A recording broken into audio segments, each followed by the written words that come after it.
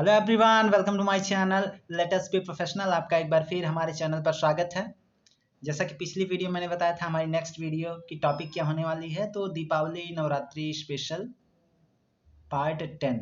यानी अगर आप इंग्लिश सीखना चाहते हैं, अपने किसी भी वर्ड्स को हिंदी में बात करते हैं, कन्फ्यूजन होती है, डिफ़िकल्टी होती है और आपको उसकी इंग्लिश खोजने में प्रॉब्लम होती है, आप उन वर्ड्स को हमारे कमेंट बॉक्स में मैसेज कर सकते हैं। मैं उसकी नेक्स्ट वीडियो में लेके आता रहूँगा, जो भी उसकी ट्रांसलेशन होगी इन इंग्लिश। अभी आज की ये वीडियो बहुत ही स्पेशल होने वाली है, जिसमें हम दीपावली, नवरात्रि, इन सब से यानी कि अभी आज विजयदशमी का पर्व है, तो इससे रिलेटेड यानी दीपावली हो गई, नवरात्रि हो गई, इससे स्पेशल जो मुझे समझ में आए हैं, मैं कुछ ऐसे वर्ड्स को आपके लिए लेके आया हूँ। तो आइए बिना किसी देरी के हम अपने उन वीडियोस उसमें वर्ड्स पे चलते हैं और देखते हैं क्या क्या चीज़ें हम किन चीज़ों को किन वर्ड्स के साथ प्रोनाउंसिएट करते हैं और उन्हें हम बात करना सीखते हैं और किसको क्या बोलना है। तो अगर अभी तक आप हमारे चैनल पर नए हैं तो हमारे चैनल को सब्सक्राइब कीजिएगा, लेट अस बी प्रोफेशनल को, जिससे आगे की नोटिफिकेशन आपके मोबाइल फ़ोन पर जाती रहेगी। हमारा फर्स्ट वर्ड है यहाँ पे। और उससे एक और चीज़, अगर वीडियो अच्छी लगती है तो मेहनत काफ़ी करनी पड़ती है, तो आप इतना ही कीजिएगा, चैनल को सब्सक्राइब नहीं किए हैं तो कर दीजिएगा और वीडियो को लाइक और कमेंट ज़रूर कीजिएगा। हाँ, अगर आप अपने दोस्तों तक भी पहुंचाना चाहते तो इसे शेयर कीजिएगा, इससे ज़्यादा से ज़्यादा आपके दोस्त भी इन वर्ड्स से अवेयर हो सकें। अब नवरात्रि का पर्व है तो मूर्ति स्थापित की जाती है ना, दुर्गा जी की। तो मूर्ति स्थापित करना मीन्स स्कल्पटिंग।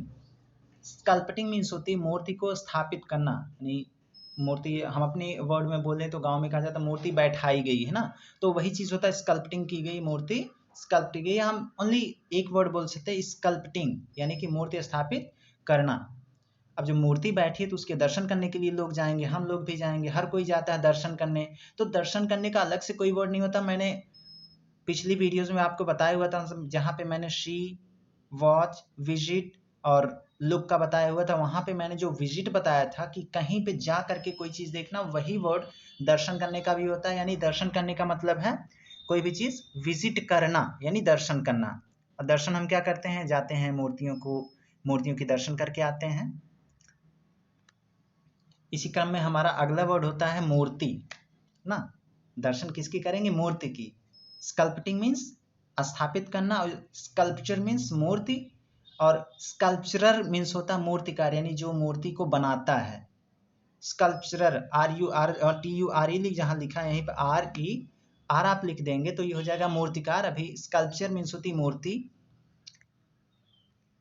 यानी हम कह सकते हैं we are going to visit Durga Puja और दशहरा। यानी अगर हमें ऐसा बोलना कि हम दुर्गा जी की मूर्ति देखने जा रहे हैं, दशहरा देखने जा रहे हैं, तो हम ऐसे कह सकते हैं we are going to visit, हम जा रहे हैं क्या करने, दुर्गा पूजा या दशहरा देखने। ठीक है, विजिट करना यानी दर्शन करने जा रहे हैं, देखने जा रहे हैं। अब जहाँ जाएंगे दर्शन करने, सीधी सी बात है कि नवरात्रि का पर्व है, गाजा बाजा ढेर सारा म्यूजिक इंस्ट्रूमेंट बजते रहते हैं, बहुत चहल पहल रहती है। अब चहल पहल क्या होती है, बहुत सारे लोग, पब्लिक भीड़ इकट्ठा रहती है, लोगों का आना जाना लगा रहता है, उस प्लेस को चहल पहल कहते हैं। यानी जहाँ पे खुशी का माहौल हो, लोग आते जाते हों। अब भीड़ का मतलब एक पब्लिक इकट्ठा हो जाती है बिना किसी काम के ना, कोई कुछ कहता कोई कुछ कहता, वो चहल पहल नहीं। चहल पहल यानी शादी का माहौल, इंटरटेनमेंट का माहौल, अच्छा माहौल, and that is called hustle bustle. Hustle bustle means चहल पहल, अच्छा माहौल। अब चहल पहल होगी तो मूर्ति बैठी तो मंत्रोच्चारण भी होगा, सुबह शाम आरतियां भी होंगी। तो मंत्र मीन्स होता है चैंट्स, या मंत्र को आप सिंपली जो है मंत्र भी बोल सकते हैं, या नहीं तो चैंट्स बोलिए, it's more better than chants means मंत्र। अब मंत्र अगर हो रहा है तो उसके साथ साथ में आरती होगी तो प्रसाद भी मिलेगा। मंत्रोच्चारण होगा, सुबह शाम आरतियां होंगी, तो प्रसाद लेने के लिए हम जाएंगे जरूर। यानी प्रसाद तो लिए बिना कहाँ वापस आने वाले हैं, मैं तो जाता ही हूँ प्रसाद खाने के लिए ना। तो प्रसाद यानी, अब देखिए प्रसाद क्या होता है, प्रसाद बांटना, सर्व करना। ठीक है, प्रसाद को प्रसाद ही कहा जाता है, इट्स एनी स्पेशल वर्ड्स।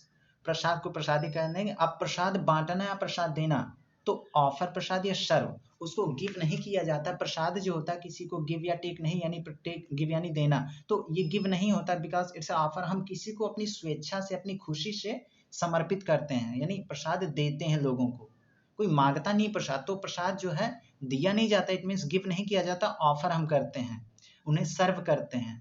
तो जैसे हमारे घर पे कोई गेस्ट आ जाता है तो हम उसे चाय पानी क्या करता है, वो देते नहीं, गिव नहीं करते, उसे सर्व करते हैं ना। सेम उसी तरह से प्रसाद को हम ऑफर करते हैं या सर्व करते हैं, हम दोनों चीजें कह सकते हैं, ऑफर करना, प्रसाद बांटना या प्रसाद देना, ऑफर या सर्व दोनों में से कोई भी एक यूज कर सकते हैं हम।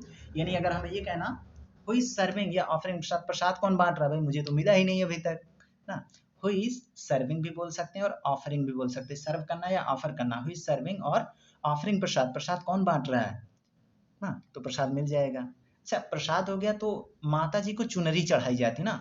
अब चुनरी का सिंपल सा वर्ड है स्टॉल, शायद आप लोगों ने सुना होगा, तो स्टॉल प्रोनाउंसिएशन जो होता है स्टॉल ही बोला जाता है, बट जो एग्जैक्ट मीनिंग होती है स्टोला करके होती है, तो आपकी स्क्रीन पे दिख पा रहा होगा।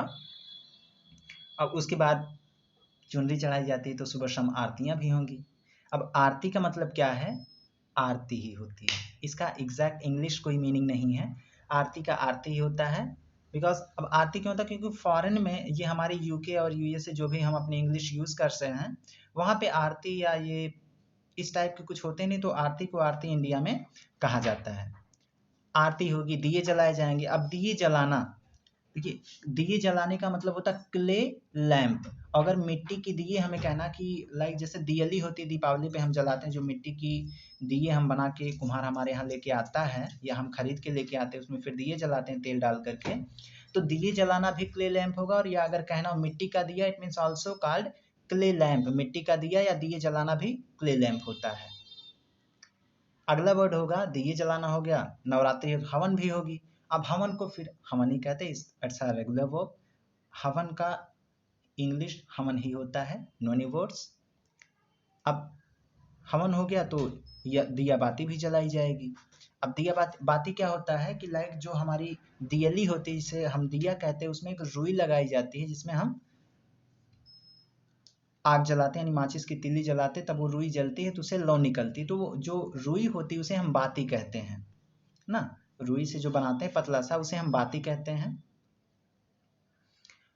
ये हो गया। इसके बाद है अब हम लाइक माता जी को या किसी न किसी को जल अर्पण करते हैं, समर्पण करते हैं, तो वी आर ऑफरिंग वाटर ना, हम उन्हें जल अर्पण करते हैं, जल चढ़ाते हैं। ऐसा भी कहा जाता है कि कहाँ गए थे, जल चढ़ाने गए थे, तो जल चढ़ाना मीन्स ऑफरिंग वाटर।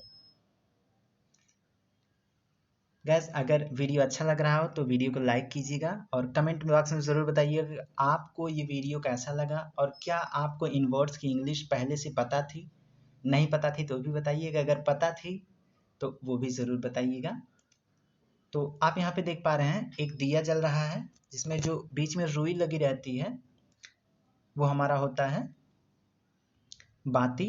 और उसके बाद ये जो लौ दिख रहा है, आगे मैं इसका मीनिंग लेके आया हूँ।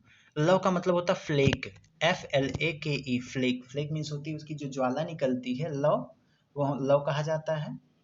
और अच्छा, इसके साथ ही नवरात्रि या दीपावली में भी क्या होता है, ऐसे डेकोरेशन की जाती है, जिसे हम अपनी भाषा गाँव में क्या कहते हैं, लड़ी लगाना, मतलब लड़ी लगाएगी, झालर लगाए ढेर सारी ना, झालर या लड़ी लगाना। तो आप ऐसे बहुत सारी लड़ियाँ देखे होंगे नवरात्रि में भी, दीपावली में हम घरों पे भी डेकोरेट करते हैं। तो सिंपल सा वर्ड है डेकोरेट लाइट या decoration light, no knee words for that things.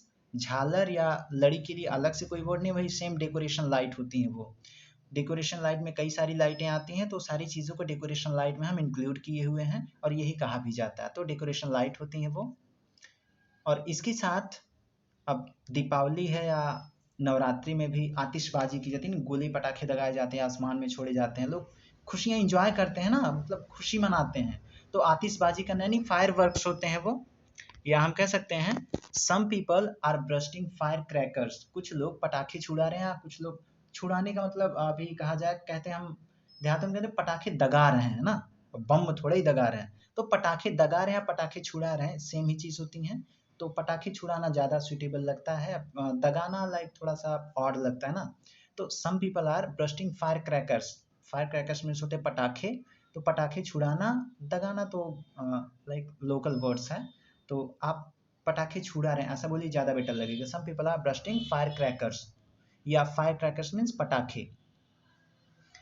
अब खुशियाँ हो रही हैं तो जागरण होगा, जगराता भी होगा। अब जागरण जगराता क्या होता है, लाइक आप अलग अलग रोल प्ले किए जाते हैं, और मतलब म्यूज़िक विथ इंस्ट्रूमेंटल म्यूज़िक के साथ बाकायदा भजन गीत वंदन होता है, तो उसे जागरण कहते हैं, जगराता।